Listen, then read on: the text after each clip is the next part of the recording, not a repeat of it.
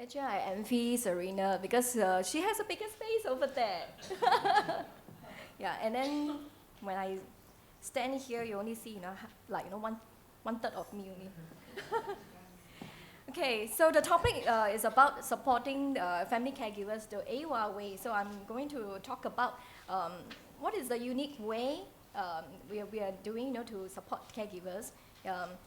Initially, I thought that, this 20 minutes talk though is nothing to me, but no, when Serena asked about like how many caregivers, here, when I turned my back, I saw, oh, some of our group members are here. It made me nervous.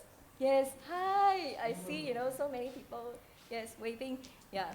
So later on, after my talk, if you want to know more about our programs, go and talk to my caregivers here. Yeah, they can speak for us. Okay, about AWWA. Yeah, within AWWA, we do have many departments taking care of different people in need. For example, we have disability support, we have health and senior care, we have education and development, mainly for people with special needs. And then, of course, we have family and caregiver support, which support caregivers from various department, and also all over Singapore. And our center, established in 2006, we focus on the well-being of caregivers because we realized that there are a lot of other organizations providing programs supporting people in need, like elderly, like people with disability. But what about caregivers? So a lot of time, caregivers has seen as someone behind the scene, but we want to give limelight to caregivers and focusing on their needs. So therefore, these centers, we focus on the well-being of caregivers. So when they come to our centers, we normally will ask, how well are you doing? Instead of asking, how well are your loved one doing? Yeah, a lot of times, just like Serena mentioned, that because caregivers dedicate their time caring for the loved one, somehow they lost themselves. They lost their own identity. So when they come to our centers, we want them to focus on their self-care needs. Yeah, focusing on the feelings they have. Yeah, so that they can share about it, and they also can gain emotional support from each other. Okay, our center going to be 10 years, and we have learned something from the caregivers. Yeah, so here is some of the things we think that is important for caregivers. First of all, healthy coping strategies, healthy coping skills is very important for caregivers. A lot of time, because caregivers may not have the positive way of coping with caregiving. So when they come to our centers, they really need to learn some of the positive coping skills, like how to manage their stress and how to manage their emotions. Yeah, and some of the caregivers also share with us that sometimes it's not easy to manage their siblings and even the person they are caring of. Yeah, so we do have training programs to address this issue and allow them to share about their challenges among caregivers, so that they can also gain some tips and support from each other. Of course, building social support is very important. That's the reason why we want to grow our group work with caregivers. Yeah, just like I see some of our members sitting together. So before that they don't know each other, right? Yeah, so after they join our programs and they become friends, and I realized that some of them they did share with me that when they feel down, they will call each other. Yeah, and also I heard one of my social workers share that there's one group member, because the person the parent she's taking care of is dying, and she really need some support, and she's afraid that when her parent pass on, how she's going to cope with it at home alone, because she's a single and she stay alone. Very nice that one of the group members actually stood up and saying that, don't worry, yeah, I will be there with you, and willing to stay with this caregiver like for the first few weeks after the parent passed on. Yeah, so it's very nice of her.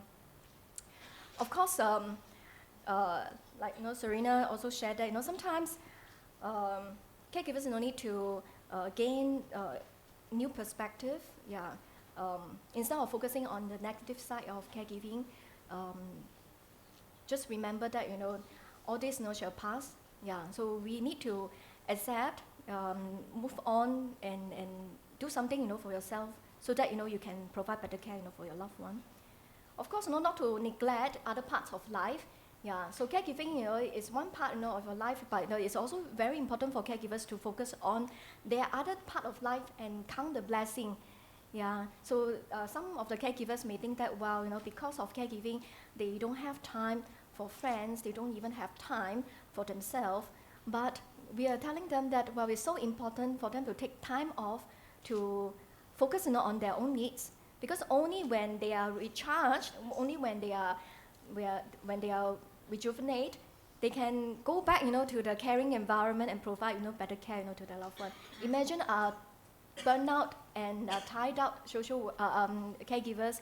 Of course, after a while, you will also vent your anger to your loved one. You get irritated and agitated easily.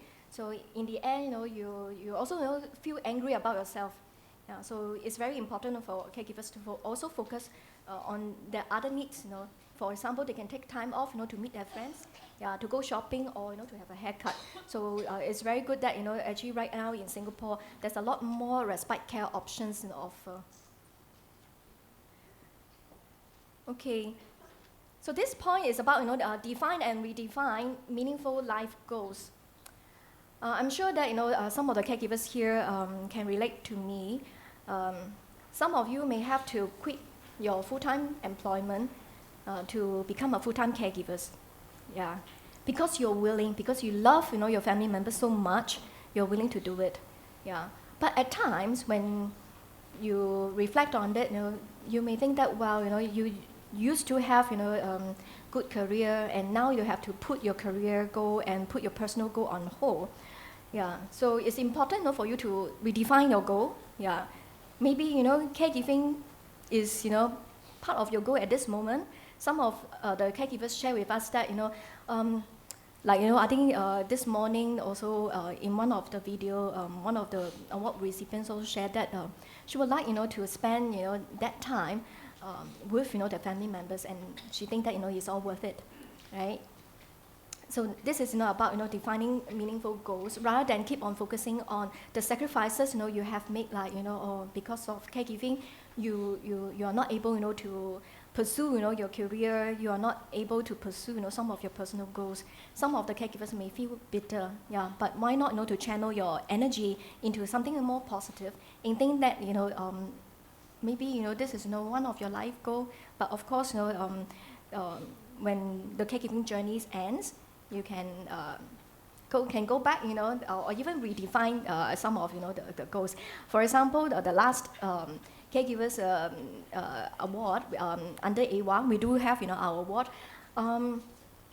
We do see some caregivers, because of the journey they have gone through, and also because of the experience they have in caring for their loved one. So after their caregiving journey ends, they would love to go into healthcare sector and become a professional caregivers, yeah, to help other needy people.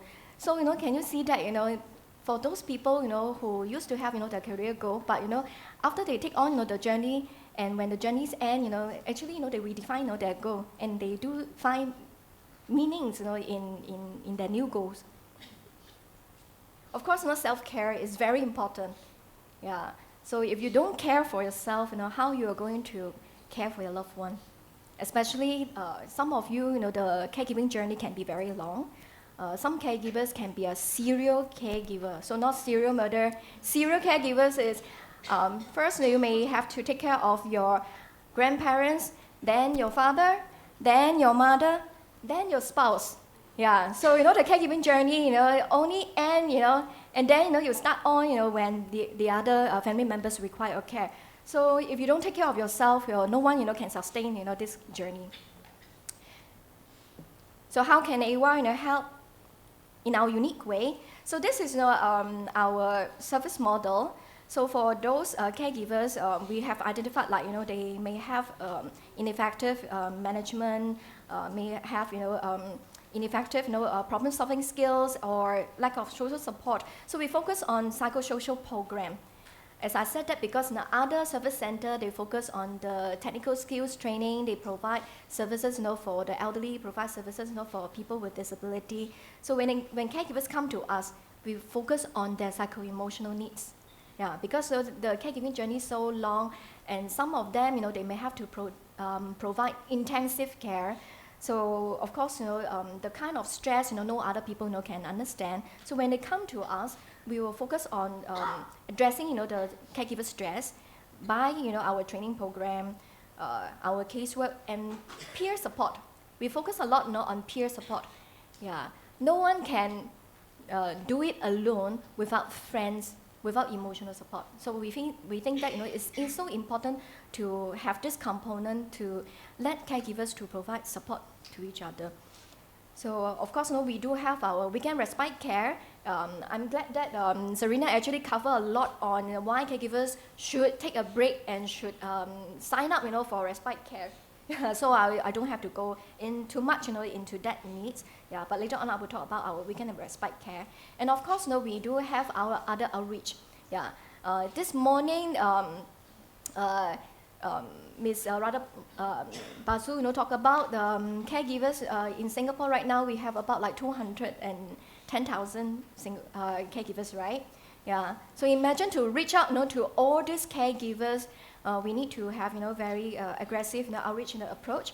So we do conduct a lot of outreach programs, talks to the general public, even brochures and all these things. Yeah. So what we want to see at the end of the day and the end of the program, yeah, we realize it's so important to teach caregivers how to fish, right? Rather than every time we have to do crisis intervention. So we want to do preventive work, yeah, equip them with better coping skills, enlarge their social network, just like what I have mentioned, so that they will have higher resilience and they can cope better.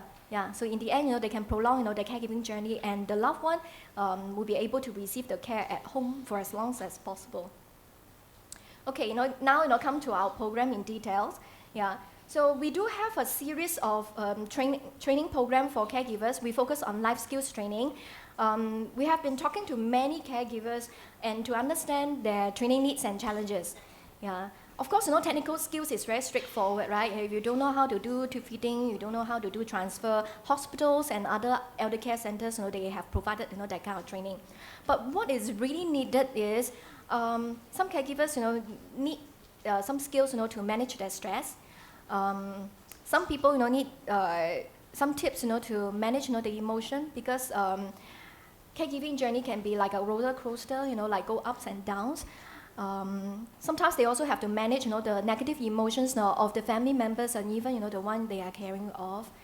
Some caregivers also talk to us that, when they discuss, about care arrangement with other siblings, sometimes family conflicts is unavoidable and they don't know how to manage it. So we collect feedback from about like 200 caregivers and we identified training needs. That's how we came about the training series. Now we have about 6 workshops, yeah, based on what caregivers told us that this is something that they want to learn. Yeah, so we are running this workshop at various locations. We work closely with different partners like libraries, in the past, also with other organizations, BWOs, CCRC, and for the past 2 years, we have been working closely with Tan Tock Seng. So we run all this workshop actually at our the Care Connect here. Yeah, so for those who have interest to know more, actually you can go to our booth and inquire out when will be our next workshop at this Care Connect. Yeah. So besides training program for caregivers, we also think that it's important to equip professionals to be more sensitive about caregivers' needs. Yeah, so I think the last 2 years also we have been going around to hospitals. We are trying to promote healthcare professionals to support caregivers to work closely with them. So we have went around with some of the hospitals or even we are trying to get into like polyclinics, to talk to the care staff. VWA also, we talk to the professionals who are providing care for the elderly, but of course they do work closely with the family members. Then of course awareness talk, just now I did mention, yeah. So these are the topics, you can have a glance, yeah. But do let us know, if you think that, you have, other needs and you would like, to have, that kind of trainings, do let our staff know about it. We may look into it and customize, the program for you. Yeah, peer support. Yeah, as I mentioned, that peer support is very important.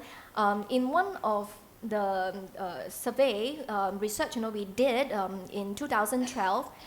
We asked caregivers, 500 caregivers, our sample size. We asked caregivers normally, who do you turn to for information and help? So do you guess, what is the top 3? Family members, friends, and medical doctors. Yeah. Professional or social workers is down, the list. So we realized actually people, listen to their friends more. And don't know why, they trust, the GPs, also a lot. Yeah, so that's why we see the need, to equip GPs, yeah, how to identify the caregiver stress and channel them to some other VWOs for follow-up. We did a talk, to the physicians, college of at the College of Family Physicians, yeah, and then we're trying to think that, how to engage caregivers to help caregivers. So a few years back, through our training program and our regular events, we identified positive caregivers who are very resourceful, who will be able to inspire other caregivers. We provide training to them, yeah. So it's also in a way that, to develop themselves. Imagine that, this group of caregivers, some of them, they have quit their job for years. They had never imagined that, they can receive training and they can do something to contribute back, to the society. So therefore, we provide training to them, like, counseling, facilitation skills, coaching skills, and all this. After that, we would deploy them in different roles. For example, some of the caregivers, they co-facilitate the group, the caregivers group with us. And then some caregivers become our ambassador. So every time, when radio want to interview caregivers, when media want to interview caregiving stories, and we have, one group of caregivers who are ready, to advocate for themselves. Yeah. Then lately, we even identified some of the caregivers to co-facilitate some of our workshops. Yeah, imagine that caregivers, who can share, their own personal stories, to caregivers, and also, share some of the tips, how they cope with their caregiving. Yeah, it's so powerful. Yeah. And of course, we do have, other self-care activities like laughter therapy, yoga, back care, neck care. We find that, it's so important, for caregivers. At the same time, it's also, it's a fun activities for caregivers. When they come to us, they can leave, the caregiving role, for a moment, and they can enjoy just like, their normal self. Yeah, they don't have to. They don't have to forget that, they are still a human being, they need to have friends and they need to have some fun. Yeah, so, we do have, all these activities. Of course, we also have family outings once a year. Yeah, and, imagine that caregivers, talk to each other about, their caregiving journeys for so long, and then once a year, at least, they all come out and bring, their family members out, then they can see, each other. Oh, this is someone, this is your mother, this is, the child, with special needs you are caring for. Yeah, so we do see, a lot of positive energy during the family outing. Yeah, so this is the Caregivers Leaders Capability Building Program just now I talked about. Of course, there will be some caregivers, they need one-on-one support, they need a listening ear. So we also have, caregivers who go around and do home visits and visit the caregivers and provide a listening ear. So now, talk about the weekend respite care. Yeah, so I don't have to go into detail why you all need respite time. Yeah, but, I would like to point out that yeah, it's important for caregivers to come for respite. So this respite program is not just to provide care for the elderly. yeah, or people with some disability. So this program is for people 18 and above who require some assistance in their ADL. They can caregivers can put the family members at the centers. Is at Ang Mo Kio, and then at the same time we do provide caregiver support programs. Yeah, so we bring all the programs at the venue. So caregivers no need to worry about if they come for support, if they come for training, who is taking care of their loved one at home. So they can actually both come together. And I feel inspired by Serena saying that initially the take-up rates not so good, right? Same for our Respite Care program. It's still new, and we still need a lot of publicity, but I'm hopeful. Yeah, caregivers may need some time to warm up, or some of them they may even feel guilty of putting their loved one to a weekend respite center, because if I put someone in the center and I go out and have some me time, is it selfish? Yeah, so some caregivers may even feel guilty of doing this, but I hope that more and more caregivers come forth and utilize the service, and they realize that actually, well, it's important, and also it's your right to have some time off. Yeah, so if you can get your loved one understand your needs, yeah, so you can feel free to utilize the service. We hope that more and more will come forth and sign up for this program. If you need other type of respite care program, like some talk about residential or even home respite, there are other organizations who is providing that. If you do need the information, you can either go to a iCare link outside, or you can call our info line. We will also provide the information. Yeah, we do have the normal information and referral service or case work. Yeah, so these are the things we did to outreach and advocate for caregivers, like awareness talk, even like social medias. We also involved in research, focus group discussions, and networking meetings. We do have our Model Caregivers Award since 2007. Yeah, we recognize deserving caregivers who dedicate their times to care for the loved one. We just have our award ceremony last week. Okay, so I end off with this testimonial from one of our caregiver. We understand that we cannot solve all the caregivers' problems, right? We cannot cure the disease of their loved one. But what we want to see is, as long as caregivers feel supported, yeah, and with that support, they can continue with their journey, because the journey can be quite long for some. Yeah, so I end off my presentation here. Yeah, thanks. Thank you very much, Ms. Ho, for the wonderful sharing. Before you go, can we get you to stay for a little while, just in case there are some questions coming your way? Congrats on the awards last week as well. Keep on doing what you do. And of course, right now, I'd like to throw the spotlight back to you guys so that we can hear your voice. Do you have any questions for Ms. Ho and what she does at AWWA? Of course, it's been very, very meaningful. Again, I think it's about, thinking about yourself as a caregiver, taking good care of yourself too. So we'd like to, of course, ask if you have any question at all that you may be curious to know, put up your hand, and then we'll come to you, and we'll pass you the microphone as well. Don't be shy. Anyone? Are we all good? Yes. Oh, over there. I'm going to pass you the microphone. Thank you so much. Can Hello. I get your name? My name is Julius. Hi, Julius. I'm from Institute of Mental Health. I'm actually a peer support specialist at the Institute of Mental Health for persons who are recovering from mental illness. So for myself, is that my diagnosis is chronic schizophrenia, depression, and anxiety disorder. So I'm actually employed to help my fellow peers who are recovering. So looking at caregivers who have done so much, even my parents who have done so much for myself, through relapses and all this, just wondering for AWWA, who has done so much for people who are caregiving, just wondering, in terms of the training and all this, would there be a recognition for caregivers to be like caregiver support specialists, to specialize in taking care of other caregivers, in a sense, specialists, kind of proper vocation, a job. It's more than a job, see, because caregiver, you do not say after 9 p.m. I'm no more a caregiver kind of thing. So it's more than a vocation kind of thing. It's a lifestyle kind of thing, to take care of other caregivers. Yeah.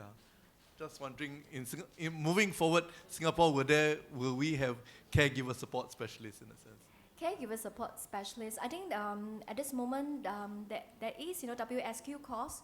Yeah, so they do train up people with caregiving skills, so that they can take on related job. Yeah, so I'm not sure whether for those existing caregivers who already possess those skills and knowledge, whether they do have an exemption.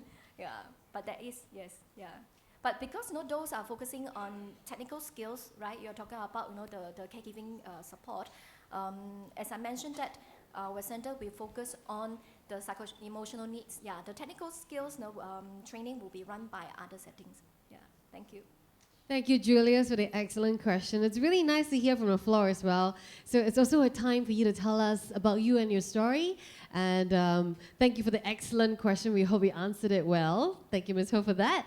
Any last questions that we may have from you? Again, don't be shy. Put up your hand and we will come to you with the mic. Anyone at the back? Oh, we have a question here. There you go, the microphone. Can I get your name, please? Hello, my name is Judy. Hi, I just like to ask, if we attend the caregivers program, do we need to pay a certain amount of fees? Okay, it depends on the type of programs. For example, if you attend the training program, the workshops, you can sign up and because our program is a caregivers training grants pre-approved. So we can tap on the caregivers training grants offered by the government. You just need to pay the $10 co-payment. Then some activities are totally free of charge. Yeah, some activities may only charge a nominal fee. Yeah.